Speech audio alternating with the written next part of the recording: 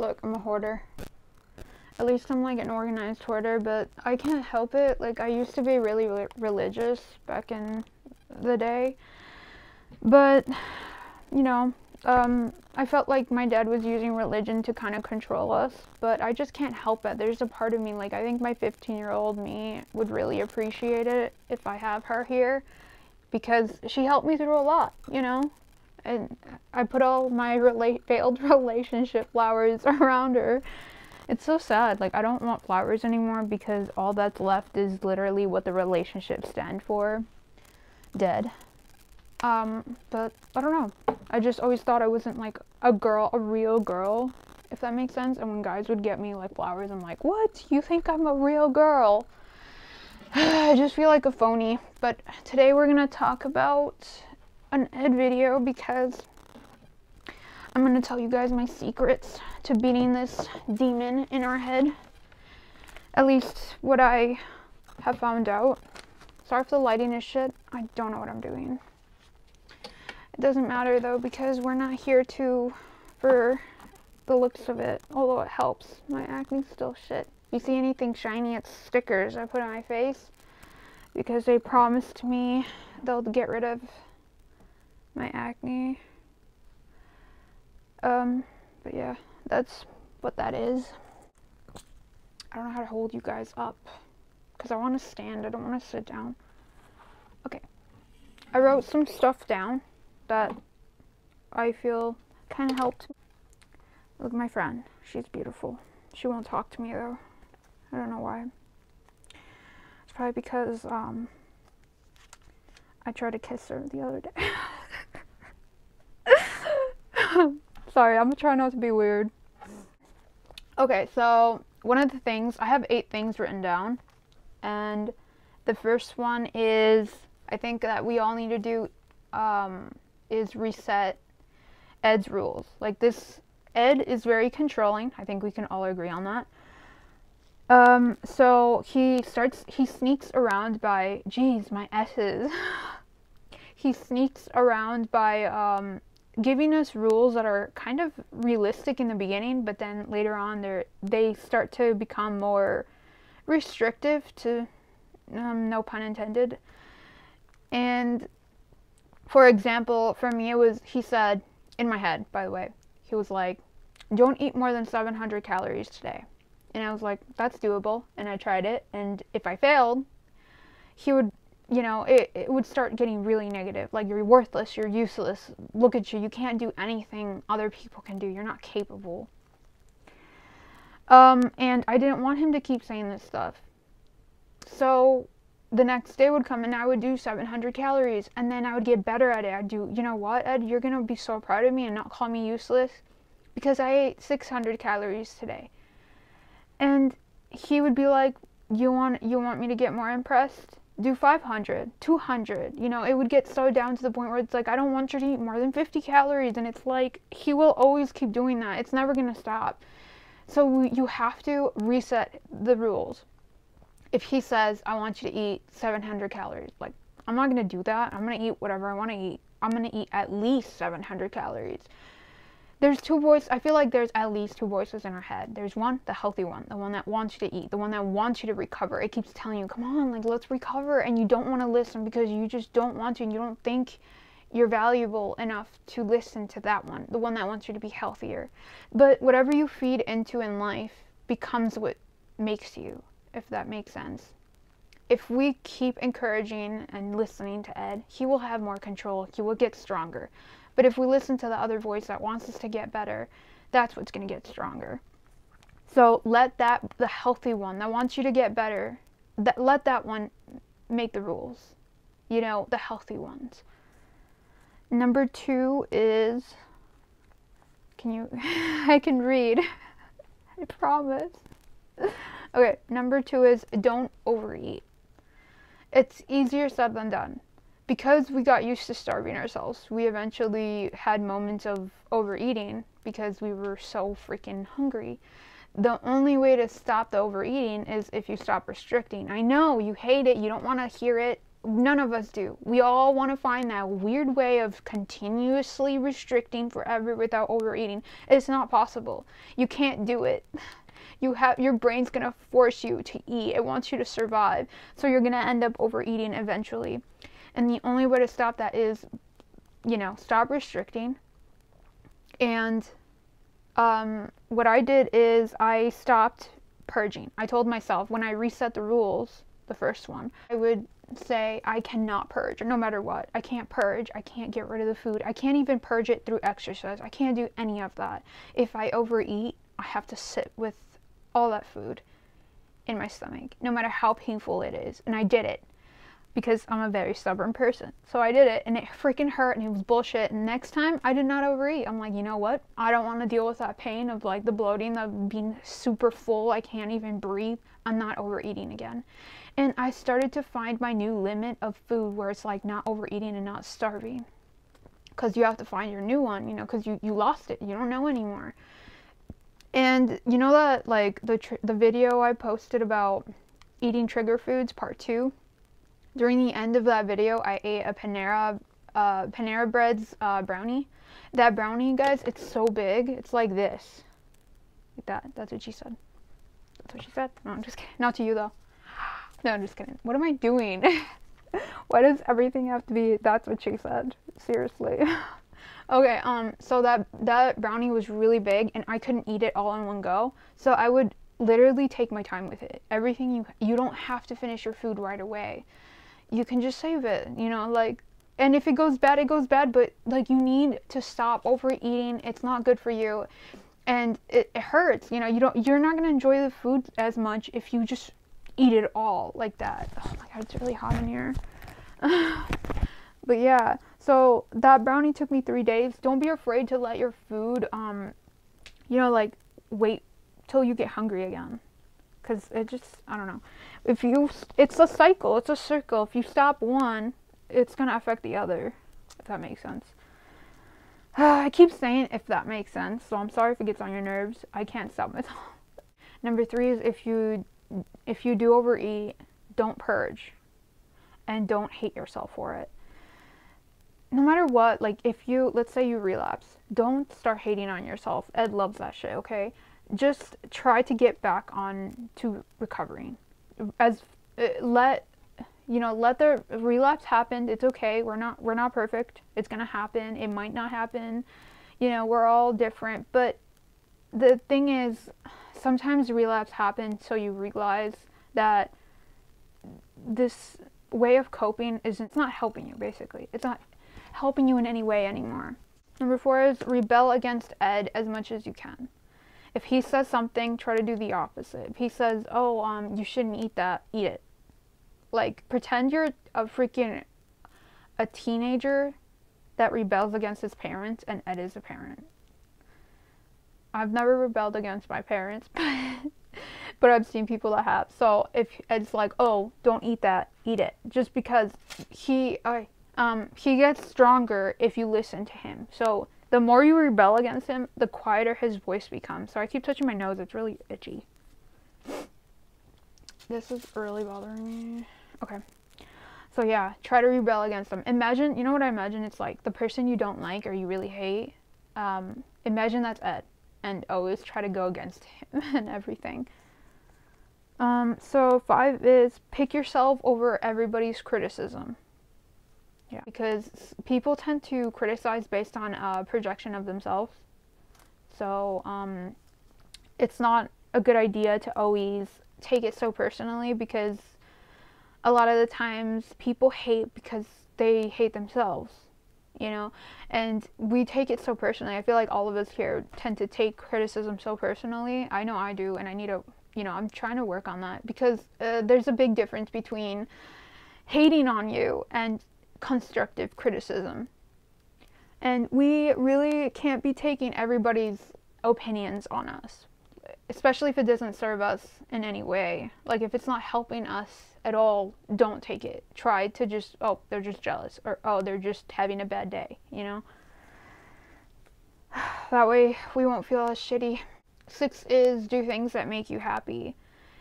Unless it hurts other people, then don't do that. Like, if biting other people makes you happy, you need to find something else to do. For example, it makes me happy to, you know, be on making videos on here on Instagram, mainly more on here because it's awkward when people know you in real life, and they're like, what is she doing? But here it's like I can talk about my problems and be as honest as I want to be, and nobody's gonna be like, you're crazy type of thing. And if they do, they're haters, and we're not gonna take that seriously. But yeah, if something makes you happy, it doesn't matter what other people think of it. Like, for example, when I was little, I used to love to draw. I wanted to be like some sort of artist. But people knocked it down so much, my family. So I eventually gave up on it, and now I don't draw at all. Don't let that happen to you, because why? Like, why do people knock that shit down? It's like, you never know. And it makes you happy. It's like a form of therapy, you know? Besides, not everything that makes you happy has to make you money. That's just a bonus. If it makes you happy, there's no reason for not to do it. You know, like, if you like it, do it. And if it's good for you, even better. If it's, like, healthy, obviously. Oh my god. Someone's home. It's like 2 in the morning. But yeah, making it, for example, me talking about how I feel, what I've gone through with this freaking bullshit eating disorder, makes me happy. It's like, finally I can talk about this shit, because I'm always quiet about it. Nobody knows what I'm going through. Everybody, you know, like, nobody knows. And if they do, it's like, it's not, they don't care to understand why it happened. They care more of like the surface type of thing, where it's like, here, I'm happy here, basically. And I'm gonna keep doing it. Even if people don't understand it, don't care, think it's cringy, I'm gonna keep doing it. They don't have to watch this if they don't like it. And you should do the same thing with whatever makes you happy. 7. Stop hating yourself, because Ed loves that shit. Ed feeds off of your self-hatred, I feel like. Every time you hate yourself, he loves it. He's laughing, he's smiling, he's turned on. Don't turn him on, that's disgusting. This is getting weird. But yeah, every time you say something bad to yourself, try to correct it. Try to call it out. Like, I tend to, when I do something wrong, I always, since I was a kid, I'd be like, you're useless, to myself.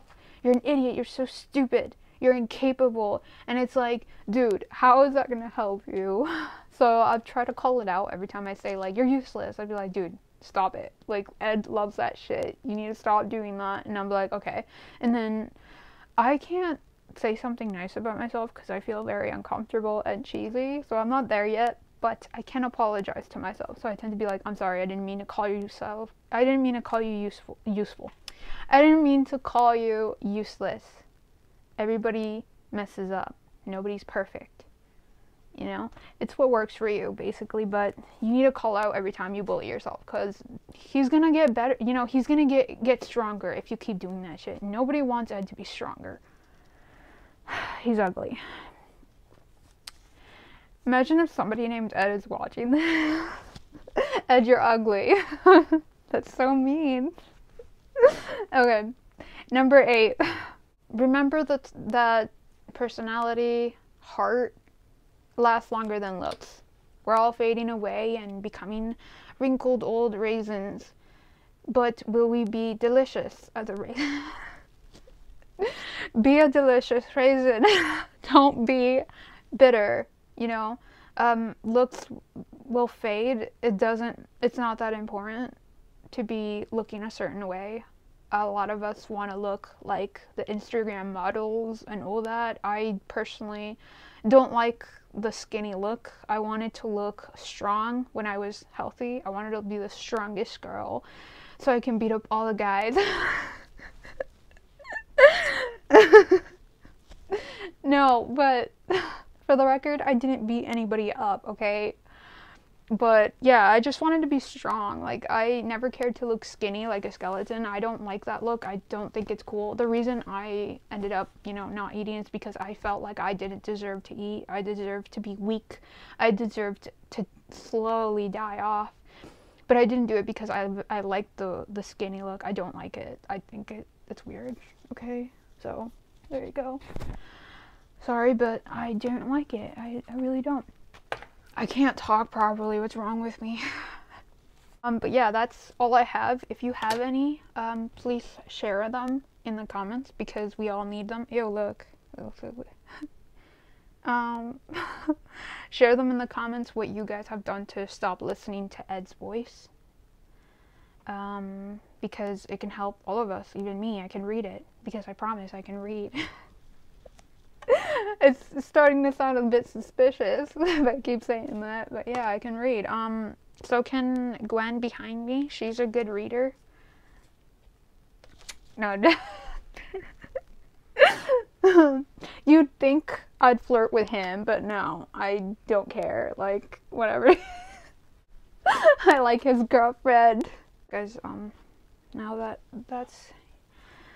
I'm done with that, I wanted to tell you guys that I am so freaking bored. I got a job that I actually haven't walked out of. But it sucks because you lose everybody you were familiar with, like you could talk to and everything, in old jobs, so you have to start all over, like you're the new person again, and it just sucks. I feel so stupid all the time. But that's just because I'm learning. But you have to make friends again, or like you have to get along with people and all that, and it's just like, oh, I get freaking flojera, dude. It's just, I want to make friends, but it's like, nobody takes me seriously. What the heck? Like, I'm barely, like, to all the people I want to be, you know, friends with, I'm invisible. But to all the people I don't want them to see me, like managers and supervisors, they see me and it's like, what the heck? Like, I'm a very nervous person around managers and supervisors and anybody with authority, like police officers, not safety guards, what are they called? Guards? Security. I don't get along with any of them because I think they think my nervousness is guilt. But it's not. I'm just nervous because it's like, dude, you literally have too much control over what you can tell me what to do, and I don't like that. So yeah. I have 3 managers, and 2 of them I got on their good side. They leave me alone. Yeah, they really know how to let me learn on my own and, you know, let me mind my own business. But one of them, oh my god, he's so annoying. It's like, and he's the only guy. Like, what is up with guys in like power? You know what I mean? Like, can you guys just let me mind my own business? Oh my god, he's always telling me what to do, and I know he's a manager. He's supposed to do that. Like, I sound like a brat, but the thing is, it's like he always has something to say, like something I did wrong. Like, oh my gosh, can you just not, like, can you just leave me alone? Like, you don't have to say anything. Like, we don't have to talk. Why are you focusing? But yeah, it's like, dude. And there's this other guy who I keep following around because it sounds so creepy. Like, I follow this guy around. He's really nice. Like, he tells me what to do. Like, he tells me what to do or how to do it without making me feel stupid. So I'm always after him. Like, I'm always looking for him. Like, where'd he go? And he's like, he's starting to like leave. Like, he keeps seeing me and like leaves. I'm like, no, come back here. Am I a creep? Like, I don't want to be a creep. I always ask him questions. I'm like, hey, how do you do this? What do you do here? Because he makes me feel not stupid for asking questions. Like, there's people, like, I asked this girl, like, where do we put this? And she's like, you don't know? I'm like, dude, I'm new. Like, what do you mean? She made me feel so dumb. So now I only ask this other guy. I could talk on and on about work because it's just, like, I can't, like, there's so many. That's the only social thing I have. Like, is it called, like, the only interaction socially I have? Everything else, I'm always inside in my room. And see, I live for days off. I'm always like, I can't wait to have my day off. I can't wait. My days off. A lot. Days off come around and I'm just like, I have nothing to do. I'm totally bored. Like, I don't go out at all. Other than Dunkin' and like Walmart with mom. That's basically it. I don't talk to anybody. So I'm really bad with like conversations. I'm always like, oof. And then they always get weirded out when I actually do say something. They're always like, what the heck? It's like, dude. There's another guy who's really friendly. Like, he makes things less awkward, but he looked like he collects trains. And I forget everybody's name. I don't know what it is, but I can't remember anybody's name. I only remember people's name if they're important to me or if they just look like their name. You know what I mean? Like some people really look like their names. And the worst part is I don't remember. I made two friends. Like they say hi to me sometimes. So I forgot their name and it's too late to ask them. And you know the worst part is they have name tags. We all have name tags. Why? I always forget to read the damn name tag. It's so dumb. Like what the heck is going on? Like what is it about me that I can't remember people's names? It's so weird. I'm gonna forget my own name. I mean, I deserve it. I don't know how they remember my name because I always flip my name tag because I don't want anybody to call me. Like, I don't want anybody to tell me what to do.